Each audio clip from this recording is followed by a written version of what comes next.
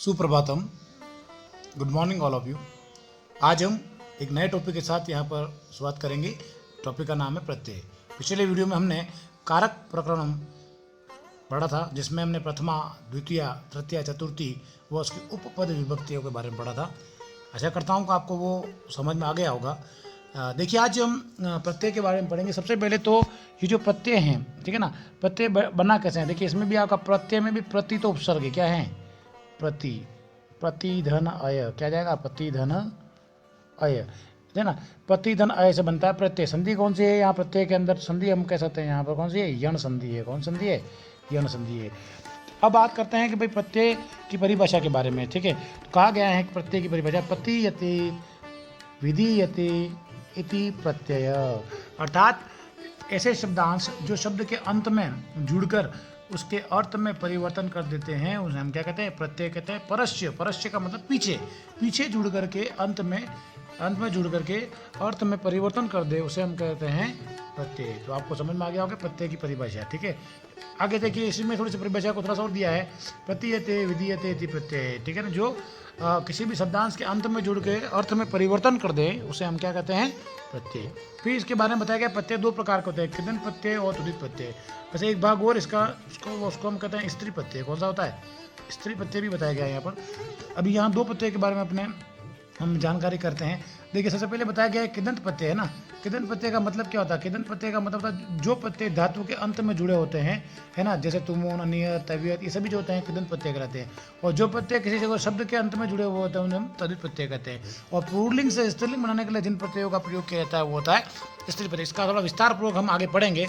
देखिए, शुरुआत करते हैं इसके बारे में अपन। सबसे पहले आता है कृत प्रत्यय, है ना। कृत प्रत्यय या कृदंत प्रत्यय भी कहते हैं इसी को।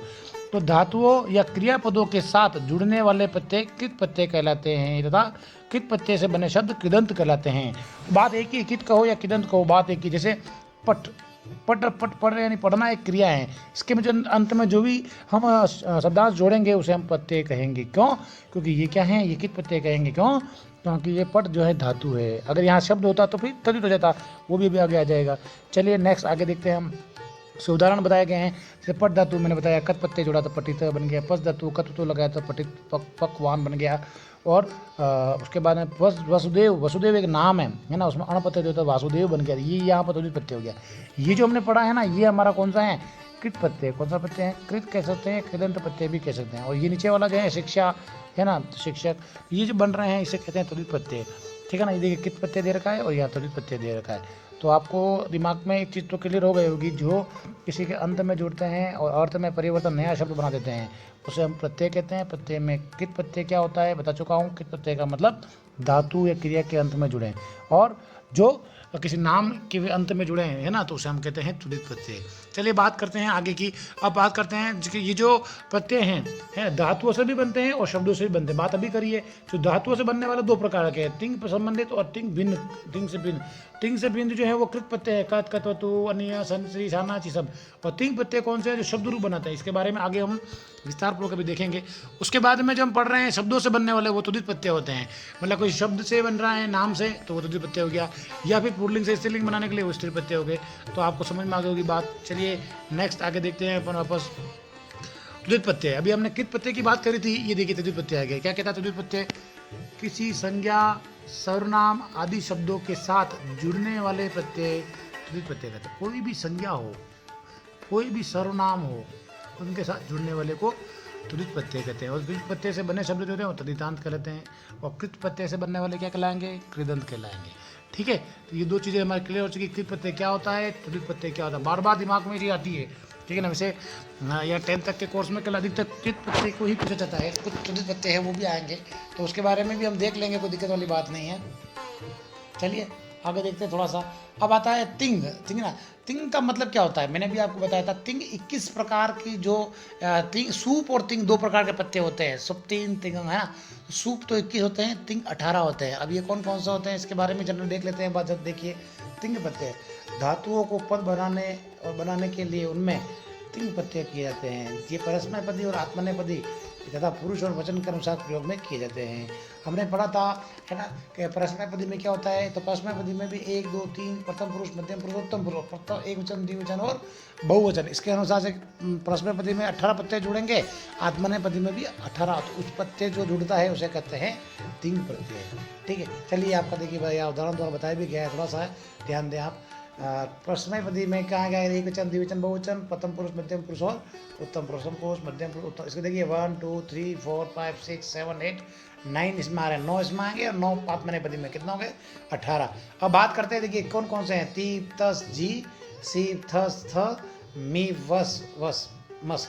अब देखिए इसमें भी देखिए फर्स्ट जो दे रखा है प्रथम पुरुष का एक वचन, देखिए तीप सीप मीप। तो अपन देखो ती तह अंति सी तह तह हम यहाँ पढ़ते हैं। तो ये ती जो दे रखा है इसे पर लगा दिया, सी दे रखा है पर लगा दिया, मी दे रखा प, तीनों में पर लगा दूँ तो ये आसान हो गया अपने को। वो याद है अगर शॉर्ट फॉर्म में याद करवाई थी जो थस थस और बस, इसमें भी स लगाना है। बाकी आगे वाले अंत में जो हलंत वाले हैं इनका लोप हो जाएगा। और जी थस और मस, बस ये याद करना है आपको। तो इस प्रकार से 3 प्रकार के कौन से प्रत्यय हैं आपके, कौन से हैं, परस्मैपदी के। ठीक है, चलिए अब बता आत्मनेपदी में त अताम झ था अथाम ध्वम ईट वही मही। तो ये आपको याद नहीं करना है, समझना है।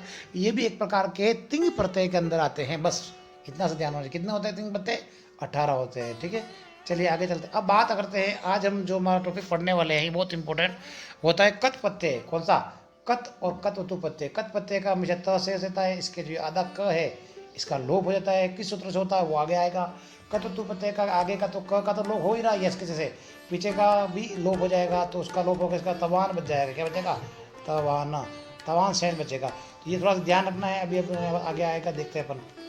चलिए यहाँ दे रखा है इसने कत कतवतु प्रत्यय, ठीक है ना। सूत्र है कत कतवतु निष्ठा, ठीक है ना। अर्थात कत और कतवतु प्रत्यय की निष्ठा संज्ञा होती है। अब निष्ठा का मतलब क्या होता है, अर्थात भूतकाल में जिसका प्रयोग किया जाए।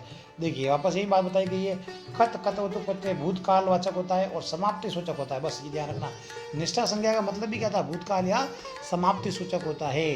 अर्थात जैसे एक वाक्य दे रखा, उसने पढ़ा मतलब काम पढ़ लिया, काम हो चुका है, इसलिए सह पठितवान। कौन सा है, वान तवान। तो कतवतु प्रत्यय है। कतवतु प्रत्यय का है कार्य की समाप्ति पर या भूतकाल में जो कार्य हो चुका है उसकी पहचान के लिए कतवतु प्रत्यय का या कत प्रत्यय का प्रयोग किया जाता है। ठीक है ना। इसी प्रकार से उसने लिखा, लिखने का काम हो चुका है तो स लिखितवाना। बात समझ में आ गई। चलिए नेक्स्ट, कत प्रत्यय। ये तो था हमारा कौन सा, कतवतु। अब हम कत प्रत्यय की बात करते हैं, ठीक है, इंपॉर्टेंट है। लसक तदित्व से कत प्रत्यय का क की इत संज्ञा होकर के त शेष बताइए। मैं बता चुका हूँ आपको। आगे जो ये क दे रखा ना, इसका इत संज्ञा होकर क घट जाएगा और त की इसका त शेष बचेगा। क्या बच रहा है, त शेष। और यह कर्मवाची और भाववाची में प्रयोग में किया जाता है।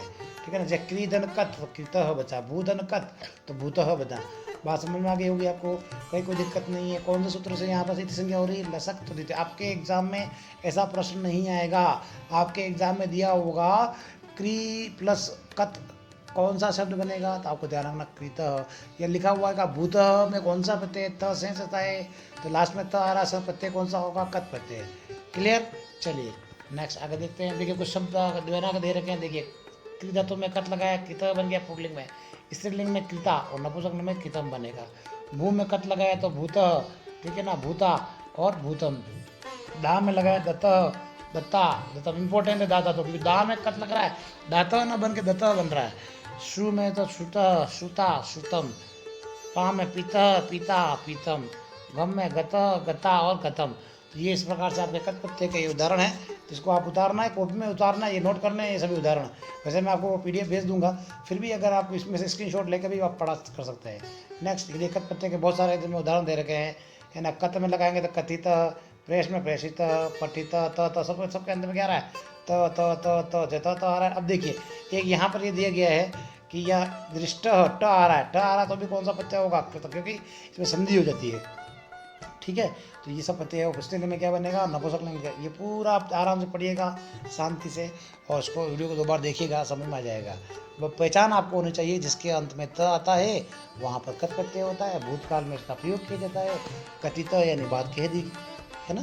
प्रेषित यानी प्रेषित कर दी गई बात, पठित यानी पढ़ लिया।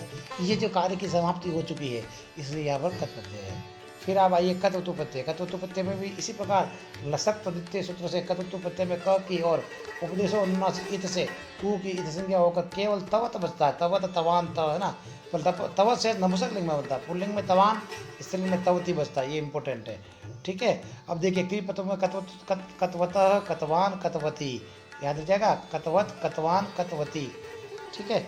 चलिए इस प्रकार से ये हमारा कतवतु प्रत्यय होगा। वापस एक बार समझा रहा हूँ, कतवतु प्रत्यय का तवत शेष रहता है नपुंसक लिंग में, पुल्लिंग में तवान, स्त्रीलिंग में तवती शेष रहता है। क्रिया में जुड़ा कतवत, कतवान, पट में जुड़ेगा क्या होगा, पटवत, पटवान, पटवती, इस प्रकार से चलेगा।